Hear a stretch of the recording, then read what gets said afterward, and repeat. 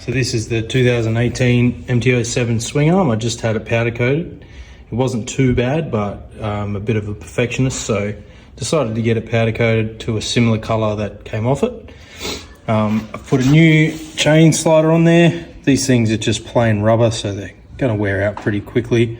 I'm not sure if there's any aftermarket Delrin type, harder plastic urethane type sliders out there, but if you can find one, I'd recommend putting one of those on instead of a rubber one. And new bearings have been fitted on the drive side of the swing arm. It has two bearings, and on the inside it has a oil seal which looks like this, and there's the part number right there, and there's the part number for the bearings. But on the other side, on the side that's not got the drive on it, it only takes one bearing. So I'm not sure if you can see that in there. The lighting's not the best. But yeah, from standard, it has the oil seal on the inside and one bearing.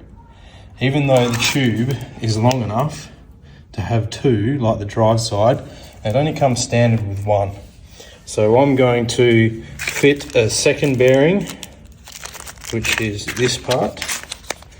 I'm going to fit a second bearing into here just to make it even like the drive side, and I'm also going to fit another second oil seal on this side. So this bearing I'm going to push in deeper, and I'm going to push this seal in here, so that has a seal on both sides. And I've got another one to put another seal on this side. So it doesn't need it, but I guess the Japanese are pretty efficient and they've done the calculations, and it doesn't need to have two bearings on each side. But me, liking everything to be perfect, I'm going to run two bearings and two seals on each side, and I shouldn't have to replace them for a very long time. Here's me just pressing this bearing in a little bit further so I can put another seal in there. I'm using a 21mm socket. It seems to fit pretty much perfectly on the bearing. So yeah, we'll just press this in nice and slowly.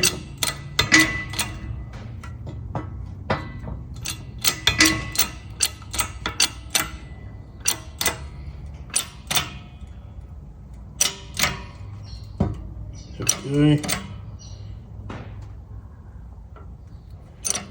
See how far that's gone in, and then we'll check it, chuck another seal in there. These are the factory torque settings for all the fasteners when you are replacing the swing arm bearings.